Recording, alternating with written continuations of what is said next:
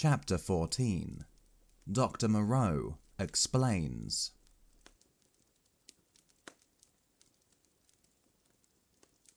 And now, Prendick, I will explain, said Dr. Moreau, so soon as we had eaten and drunk. I must confess that you are the most dictatorial guest I ever entertained. I warn you that this is the last I shall do to oblige you. The next thing you threaten to commit suicide about, I shan't do, even at some personal inconvenience. He sat in my deck chair, a cigar half consumed in his white, dexterous-looking fingers. The light of the swinging lamp fell on his white hair. He stared through the little window out at the starlight. I sat as far away from him as possible, the table between us and the revolvers to hand. Montgomery was not present. I did not care to be with the two of them in such a little room. You admit that the vivisected human being, as you called it, is, after all, only the puma, said Moreau.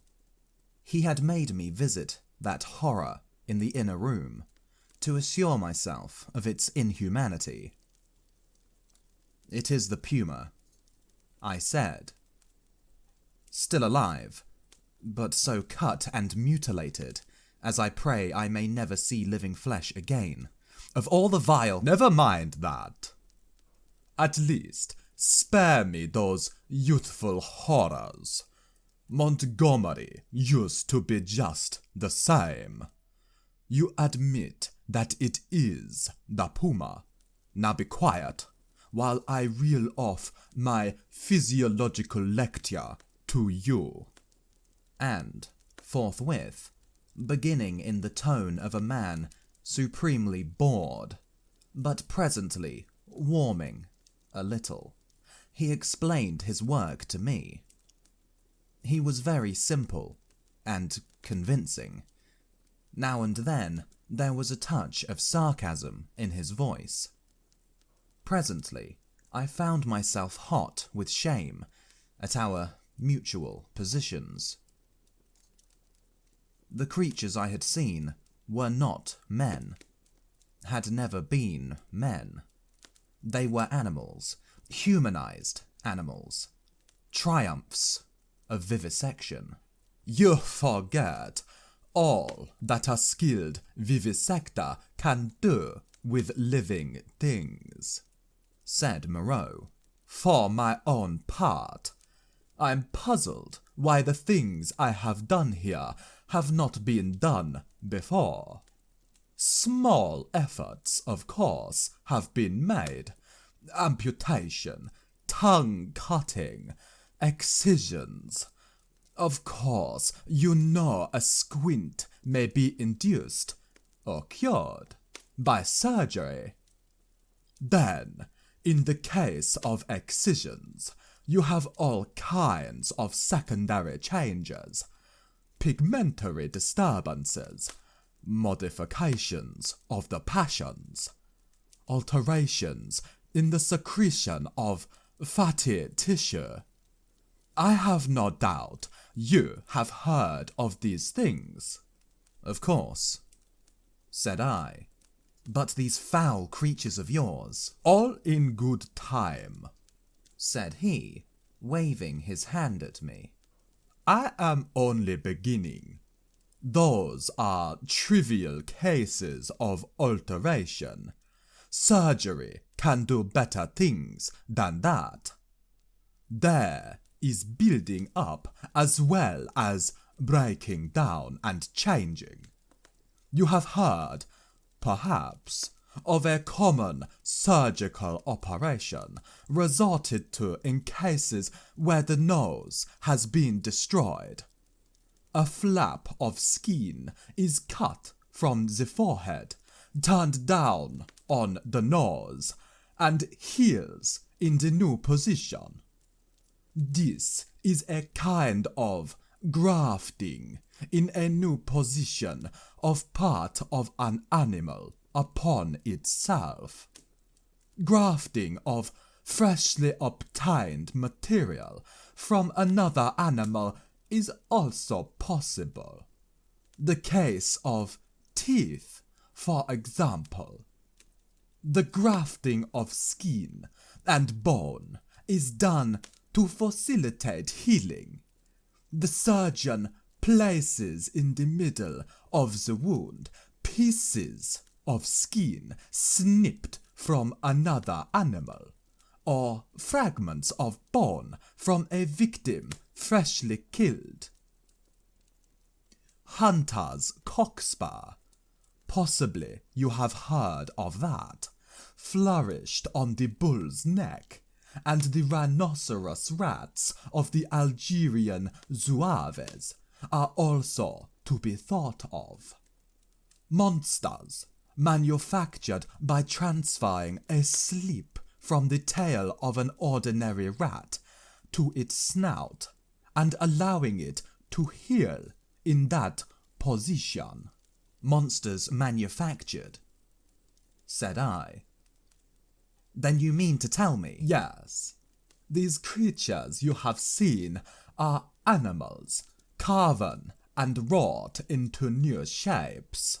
To the study of the plasticity of living forms, my life has been devoted. I have studied for years, gaining in knowledge as I go. I see you look horrified, and yet I am telling you nothing new. It all lay in the surface of practical anatomy years ago, but no one had the temerity to touch it. It is not simply the outward form of an animal which I can change. The physiology, the chemical rhythm of the creature may also be made to undergo an enduring modification, of which vaccination and other methods of inoculation with living or dead matter are examples that will, no doubt, be familiar to you. A similar operation is the transfusion of blood, with which subject, indeed, I began. These are all familiar cases. Less so, and probably far more extensive, were the operations of those medieval practitioners who made dwarfs and beggar cripples, show monsters, some vestiges of whose art still remain in the preliminary manipulation of the young mountebank or contortionist. Victor Hugo gives an account of them in L'Homme qui rit. But perhaps my meaning grows plain now. You begin to see that it is a possible thing to transplant tissue from one part of an animal to another, or from one animal to another, to alter its chemical reactions and methods of growth, to modify the articulations of its limbs, and, indeed, to change it in its most intimate structure. And yet, this extraordinary branch of knowledge has never been sought as an end, and systematically by modern investigators until I took it up. Some such things have been hit upon in the last resort of surgery. Most of the kindred evidence that will recur to your mind has been demonstrated, as it were, by accident, by tyrants, by criminals, by the breeders of horses and dogs, by all kinds of untrained, clumsy-handed men working for their own immediate ends.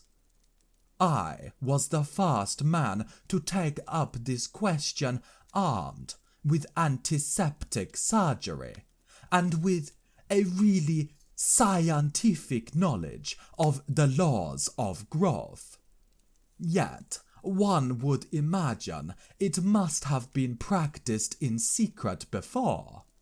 Such creatures as the Siamese twins, and in the vaults of the Inquisition. No doubt their chief aim was artistic torture, but some at least of the inquisitors must have had a touch of scientific curiosity. But, said I, these things, these animals talk. He said that was so, and proceeded to point out that the possibility of vivisection does not stop at a mere physical metamorphosis. A pig may be educated. The mental structure is even less determinate than the bodily. In our growing science of hypnotism, we find the promise of a possibility of superseding old inherent instincts by new suggestions, grafting upon or replacing the inherited fixed ideas. Very much indeed of what we all call moral education, he said, is such an artificial modification and perversion of instinct. Pugnacity is trained into courageous self-sacrifice, and suppressed sexuality into religious emotion. And the great difference between man and monkey is in the larynx, he continued, in the incapacity to frame delicately different sound symbols by which thought could be sustained. In this I failed to agree with him, but with a certain incivility he declined to notice my objection. He repeated that the thing was so, and continued his account of his work. I asked him why he had taken the human form as a model. There seemed to me then, and there still seems to me now, a strange wickedness for that choice. He confessed that he had chosen that form by chance. I might just as well have worked to form sheep into llamas, and llamas into sheep.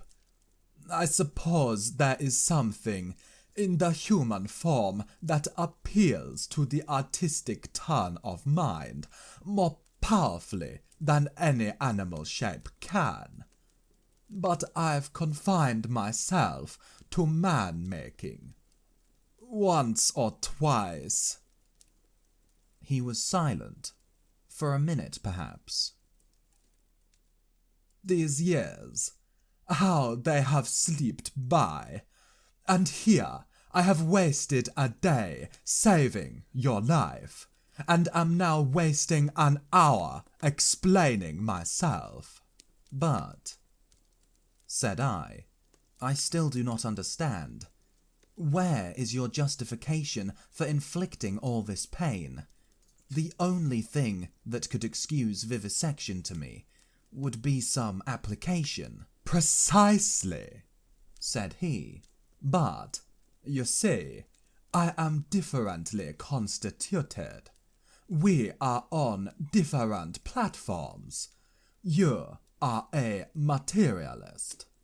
I am not a materialist, I began hotly. In my view. For it is just this question of pain that parts us. so long as visible or audible pain turns you sick, so long as your own pains drive you, so long as pain underlies your propositions about sin, so long, I tell you, you are an animal, thinking a little less obscurely what an animal feels. This pain. I gave an impatient shrug at such sophistry. Oh, but it is such a little thing. A mind truly opened to what science has to teach must see that it is a little thing. It may be that save in this planet, this speck of cosmic dust, invisible long before the nearest star could be attained, it may be, I say, that nowhere else does this thing called pain occur, but the laws we feel our way towards, why, even on this earth, even among living things, what pain is there? As he spoke, he drew a little penknife from his pocket, opened the smaller blade, and moved his chair so that I could see his thigh. Then, choosing the place deliberately, he drove the blade into his leg and withdrew it. "No doubt," he said, "you have seen that before. It does not hurt a pinprick, but what does it show? The capacity for pain is not needed in the muscle, and it is not placed there, is but little needed in the skin, and only here and there over the thigh is a spot capable of feeling pain. Pain is simply our intrinsic medical advisor to warn us and stimulate us. Not all living flesh is painful, nor is all nerve, not even all sensory nerve. There's no taint of pain, real pain, in the sensations of the optic nerve. If you wound the optic nerve, you merely see flashes of light, just as disease of the auditory nerve merely means a humming in our ears. Plants do not feel pain, nor the lower animals. It's possible that such animals as the starfish and crayfish do not feel pain at all. Then, with men, the more intelligent they become, the more intelligently they will see after their own welfare, and the less they will need the goad to keep them out of danger. I never yet heard of a useless thing that was not ground out of existence by evolution sooner or later. Did you? And pain gets needless. Then I am a religious man, Prendick, as every sane man must be. It may be, I fancy, that I have seen more of the ways of this world's maker than you, for I have sought his laws, in my way, all my life, while you, I understand, have been collecting butterflies. And I tell you, pleasure and pain have nothing to do with heaven or hell. Pleasure and pain, bah! What is your theologian's ecstasy but Mahomet's houri in the dark? This store which men and women set on pleasure and pain, Prendick, is the mark of the beast upon them. the mark of the beast from which they came. Pain, pain and pleasure, they are for us only so long as we wriggle in the dust. You see, I went on with this research just the way it led me. That is the only way I ever heard of true research going. I asked a question, devised some method of obtaining an answer, and got a fresh question. Was this possible, or that possible? You cannot imagine what this means to an investigator, what an intellectual passion grows upon him. You cannot imagine the strange, colorless delight of these intellectual desires. The thing before you is no longer an animal, a fellow creature, but a problem. Sympathetic pain. All I know of it, I remember as a thing I used to suffer from years ago. I wanted. It was the one thing I wanted, to find out the extreme limit of plasticity in a living shape. But, said I, the thing is an abomination. To this day, I have never troubled about the ethics of the matter, he continued. The study of nature makes a man at last as remorseless as nature. I have gone on, not heeding anything but the question I was pursuing, and the material has dripped into the huts yonder. It is nearly 11 years since we came here, I and Montgomery, and 6 Kanakas. I remember the green stillness of the island and the empty ocean about us as though it was yesterday. The place seemed waiting for me. The stores were landed and the house was built. The Kanakas founded some huts near the ravine. I went to work here upon what I had brought with me. There were some disagreeable things happened at first. I began with a sheep, and killed it after a day and a half by a slip of the scalpel. I took another sheep and made a thing of pain and fear, and left it bound up to heal.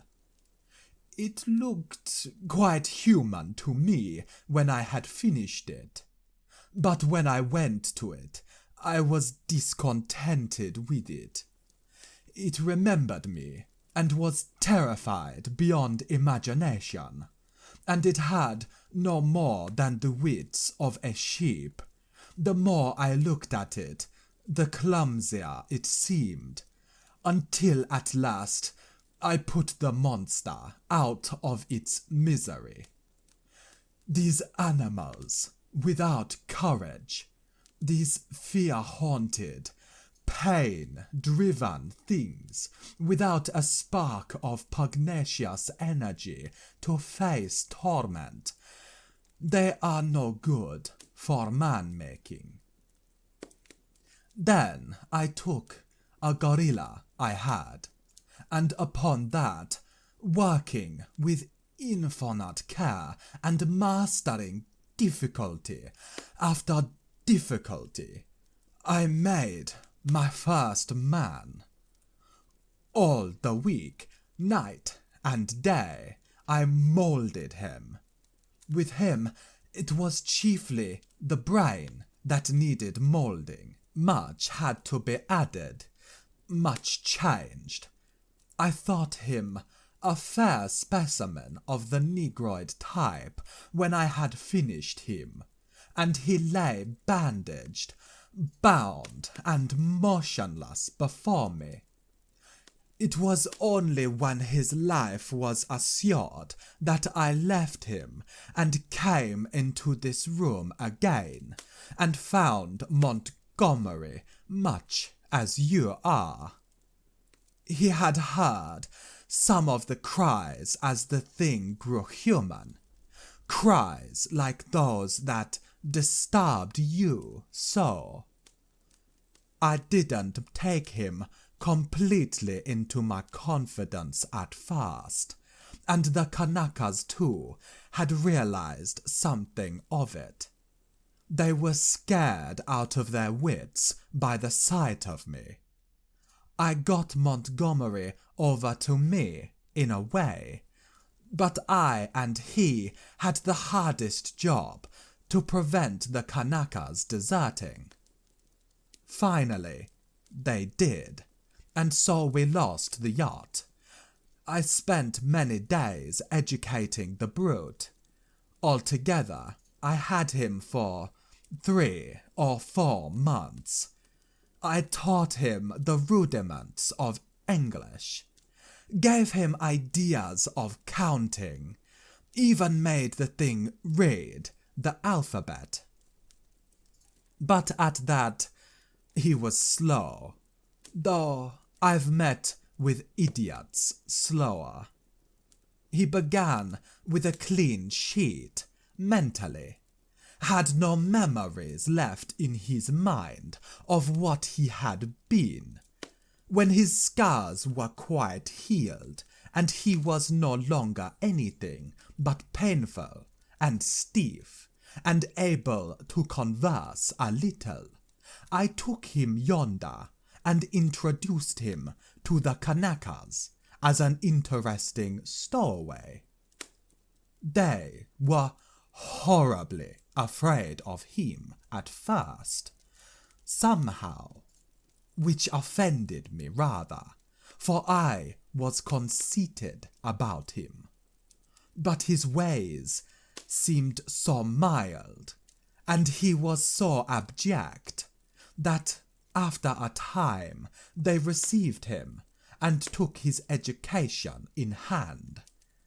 He was quick to learn, very imitative and adaptive, and built himself a hovel rather better, it seemed to me, than their own shanties.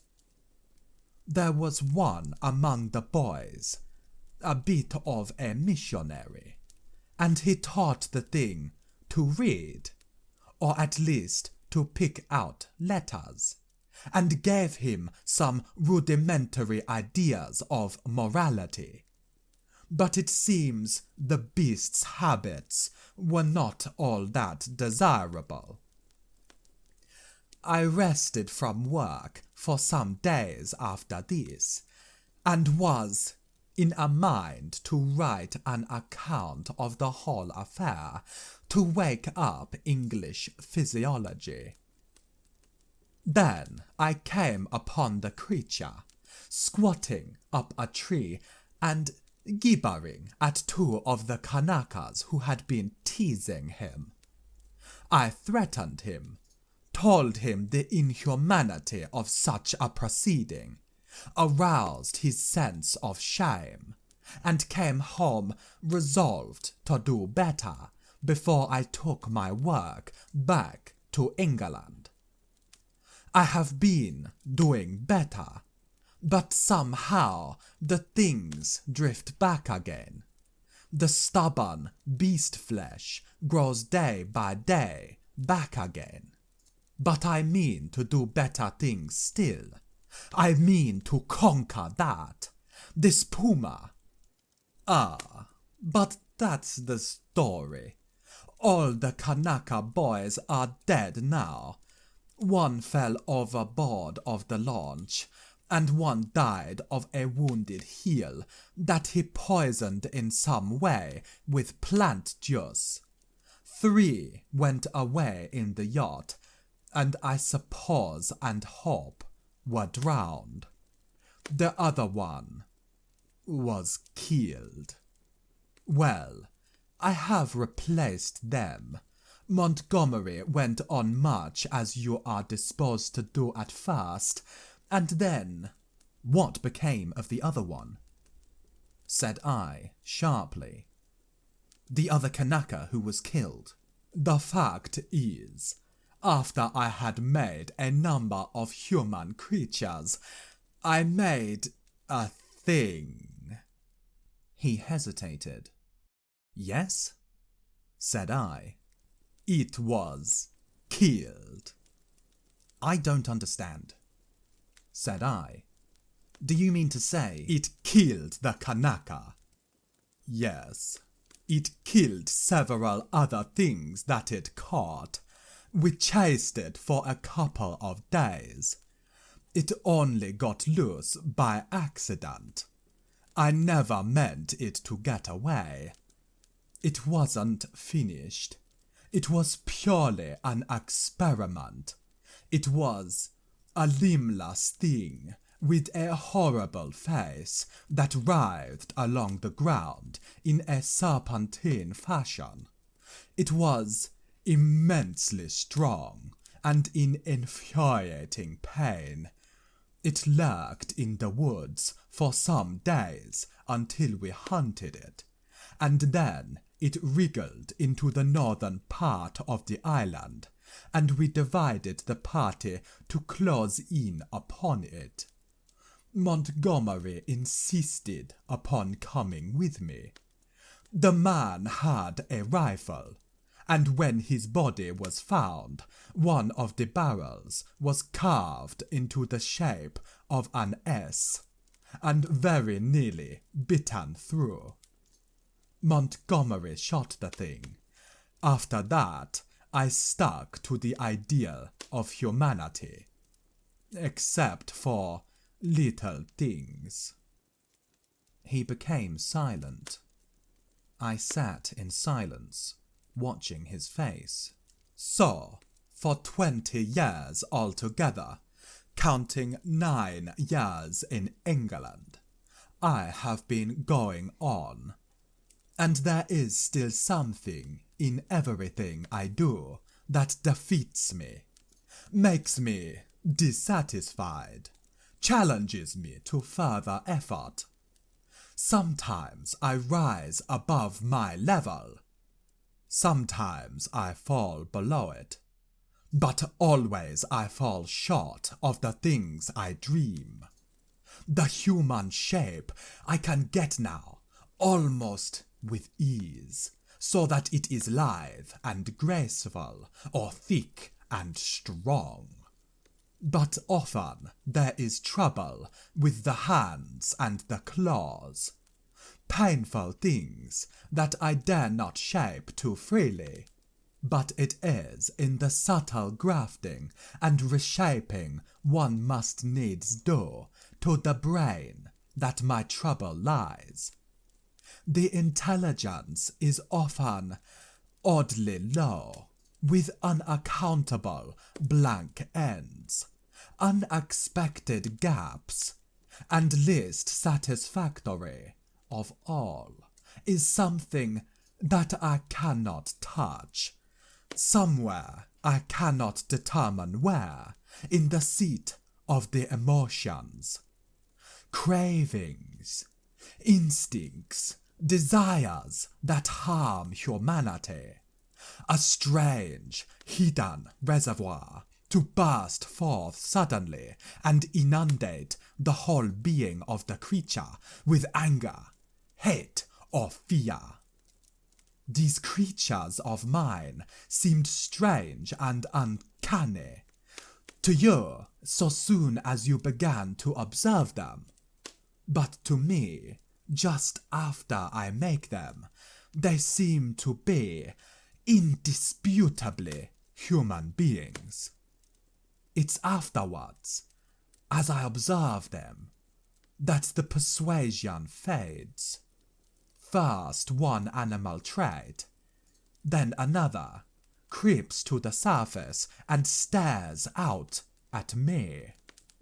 But I will conquer yet. Each time I dip a living creature into the bath of burning pain, I say. This time I will burn out all the animal. This time I will make a rational creature of my own. After all, what is 10 years? Men have been 100,000 in the making. He thought darkly, but I am drawing near the fastness. This puma of mine, after a silence, and they revert. As soon as my hand is taken from them, the beast begins to creep back, begins to assert itself again. Another long silence. Then you take the things you make into those dens, said I. They go. I turn them out when I begin to feel the beast in them, and presently they wander there. They all dread this house and me. There is a kind of travesty of humanity over there. Montgomery knows about it, for he interferes in their affairs. He has trained 1 or 2 of them to our service. He's ashamed of it, but I believe he half likes some of those beasts. It's his business, not mine. They only sicken me with a sense of failure. I take no interest in them. I fancy they follow in the lines the Kanaka missionary marked out, and have a kind of mockery of a rational life. Poor beasts. There's something they call the law. Sing hymns about all thine. They build themselves their dens, gather fruit, and pull herbs, marry even. But I can see through it all, see into their very souls, and see there nothing but the souls of beasts, beasts that perish, anger, and the lusts to live and gratify themselves. Yet they're odd, complex, like everything else alive. There is a kind of upward striving in them, part vanity, part waste sexual emotion, part waste curiosity. It only mocks me. I have some hope of this puma. I have worked hard at her head and brain. And now, said he, standing up after a long gap of silence, during which we had each pursued our own thoughts, what do you think? Are you in fear of me still? I looked at him, and saw but a white-faced, white-haired man, with calm eyes, save for his serenity, the touch almost of beauty that resulted from his set tranquillity, and his magnificent build. He might have passed muster among 100 other comfortable old gentlemen. Then I shivered. By way of answer to his second question, I handed him a revolver with either hand. "Keep them," he said, and snatched at a yawn. He stood up, stared at me for a moment, and smiled. "You have had 2 eventful days," said he. "I should advise some sleep. I'm glad it's all clear. Good night." He thought me over for a moment, then went out by the inner door. I immediately turned the key in the outer one. I sat down again, sat for a time in a kind of stagnant mood, so weary, emotionally, mentally, and physically, that I could not think beyond the point at which he had left me. The black window stared at me like an eye. At last, with an effort, I put out the light and got into the hammock. Very soon, I was asleep.